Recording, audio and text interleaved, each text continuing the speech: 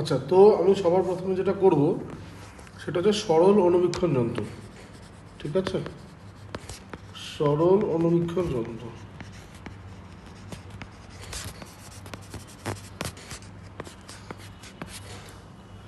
তো সরল অণুবীক্ষণ যন্ত্রে কি হচ্ছে ব্যাপারটা, এটা একটা ম্যাগনিফাইং গ্লাস জাস্ট। তো আমি ড্র করে নিই যেখানে ইমেজ ফর্মেশনটা কীরকম হয়। তো ধর এটা একটা উত্তল লেন্স,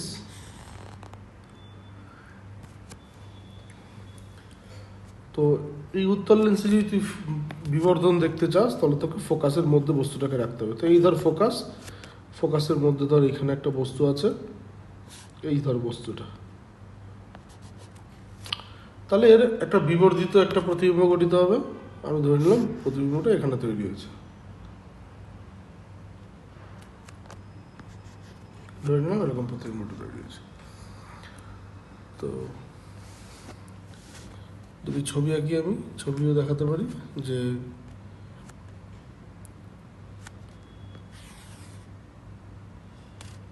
মানে একটা ধর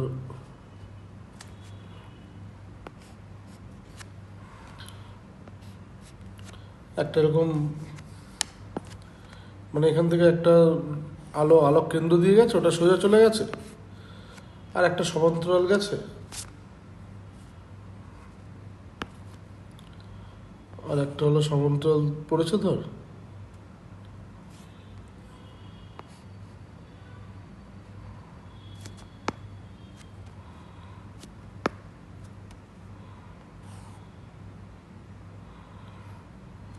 আর একটা হলো সমান্তরাল পড়েছে।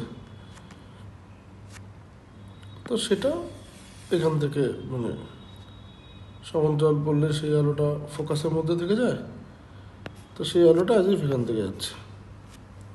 ঠিক আছে, এটাও ফোকাস। তো আলটিমেটলি মনে হচ্ছে প্রতিবিম্বটা এখান থেকে বস্তু, মানে আলোটা এখান থেকে আসছে। তাহলে এটা যদি পি কিউ যদি বস্তু হয়, তাহলে P1 Q1 এটা হচ্ছে প্রতিবিম্ব। ঠিক আছে, এবার আমরা কি বের করতে চাইছি, আমরা কৌণিক বিবর্ধন বের করতে চাইছি। কৌণিক বিবর্ধন, ঠিক আছে। তাহলে কৌণিক বিবর্ধন কি করতে হয়, কৌণিক বিবর্ধন বের করতে গেলে প্রতিবিম্ব এবং বস্তুকে একই স্থানে রেখে তারপরে ওই অ্যাঙ্গেলটা দেখতে হয়। তাহলে আমাকেও তাই করতে হবে। আমাকে তাহলে কী করতে হবে না, এই বস্তুর সমানভাবে মানে বস্তুটাকে কল্পনা করতে হবে অন্য একটা জায়গায়। বস্তুটাকে এখানে কল্পনা করলাম, বস্তুটাকে এখানে কল্পনা করলাম। ঠিক আছে, এটার নতুন নাম দিলাম পি প্রাইম। তাহলে এবার যদি আমি দেখি,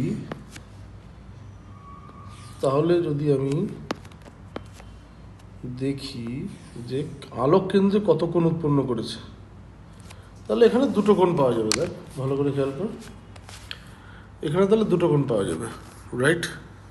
কি সেই দুটো কোণ না,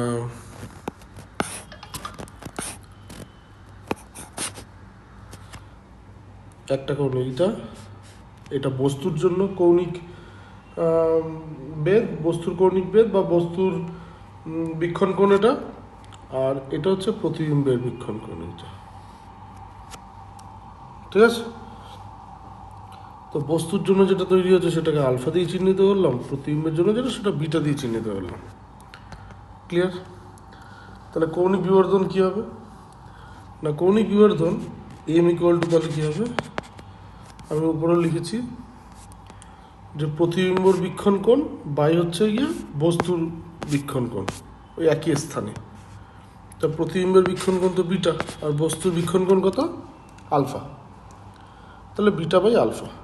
এখন বিটা আর আলফা যদি খুব স্মল হয়, তাহলে বিটাকে তুই ট্যান বিটা বলতে পারিস, আর আলফাকে তুই ট্যান আলফা বলতে পারিস। তাহলে সেই অনুযায়ী এমটা গিয়ে দাঁড়ালো tan beta by tan alpha. ঠিক আছে, এখন ট্যান বিটা মানে কি, এটা যদি ও হয় তাহলে ভালো করে খেয়াল কর, ট্যান বিটা মানে কি, লম্ব বাই ভূমি, তার মানে P1Q1 বাই ও Q1। ঠিক, সুতরাং এম ইকুয়াল টু ট্যান বিটার জায়গায় বসাচ্ছি P1Q1 by O Q1। Clear? আচ্ছা, ট্যান আলফার জায়গায় কী বসাচ্ছি আমি, ট্যান আলফার জায়গায় বসাচ্ছি P'Q1 by O Q1 same. তো ও Q1 কাটবে না, স্বাভাবিক যে কাটবে এটা। তাহলে রেশিওটা কী দাঁড়ালো, P1Q1 বাই P'Q1। ক্লিয়ার? এখন এই যে P'Q1টা যেটা, সেটাই তো PQ। P'Q1 যেটা, এটাই তো PQ। তাহলে এটাকে আমি লিখে দিতে পারছি ফাইনালি এম ইকুয়াল টু, আমি তাহলে লিখতে পারছি কি না, P1Q1 বাই PQ।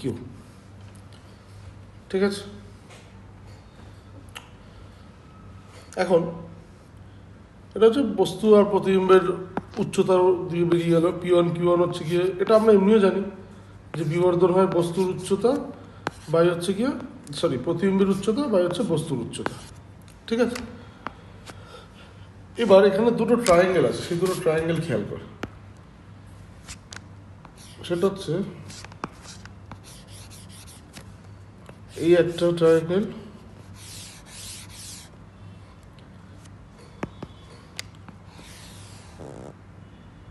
এই একটা ট্রায়াঙ্গেল, এই যে লাইন দিয়ে এই একটা ট্রায়াঙ্গেল, আর এই আর একটা ছোটো ট্রায়াঙ্গেল, এই যে এই দুটো ট্রায়াঙ্গেল। এই দুটো ট্রায়াঙ্গেল হচ্ছে সদৃশ্য কোণ, কারণ এই কোণটা কমন কোণ, এটা 90 ডিগ্রি, এটা 90 ডিগ্রি, তাহলে এই কোণ আর এই কোণও সমান হবে, সদৃশ্য কোণ। সদৃশ্য কোণী হলে তাহলে এই বাহু আর এই বাহুর অনুপাতটা এই ভূমির আর ভূমির অনুপাতের সমান হবে। তাহলে সুতরাং আমি বলতে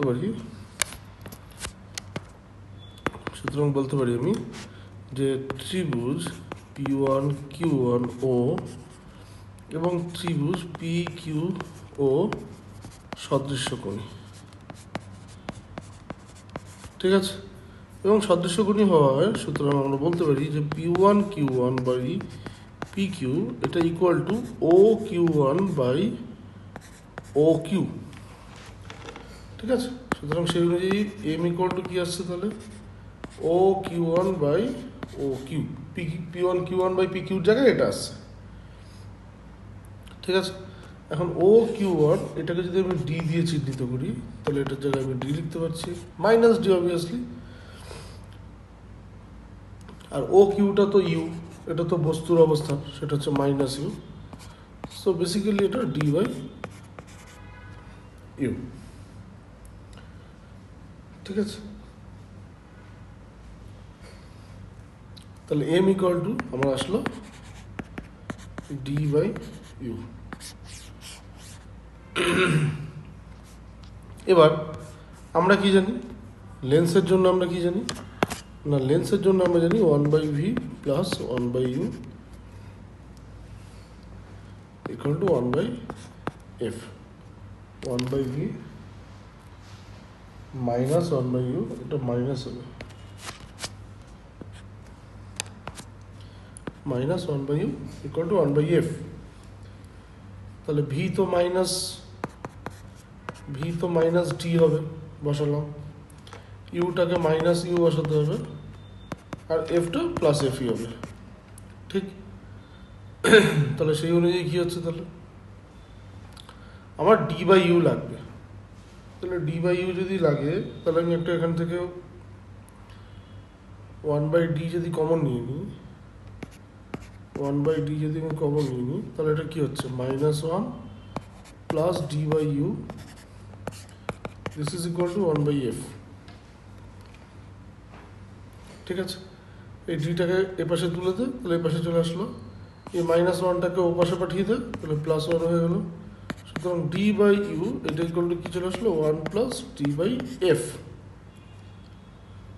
তাহলে বিবর্ধনটা তাহলে ফাইনালি কী আসলো, সুতরাং বিবর্ধনটা তাহলে মডিফাই হলো one plus D by F. এইটা হচ্ছে তাহলে বিবর্ধনের ফর্মুলা একটা সরল অনুবীক্ষণ যন্ত্রের। এখানে স্পেশাল কেস আছে, যদি ডিটা মাছ গ্রেটার দেন এফ হয়, যদি প্রতিবিম্বটা অনেক দূরে তৈরি হয়, মানে জাস্ট লাইক অসীম, সেটা যদি হয় তাহলে ডি বাই এফটা অনেক বড় হবে এবং সেটা একের থেকে অনেক ছোট হবে। সুতরাং সেক্ষেত্রে এমটাকে আমরা লিখতেই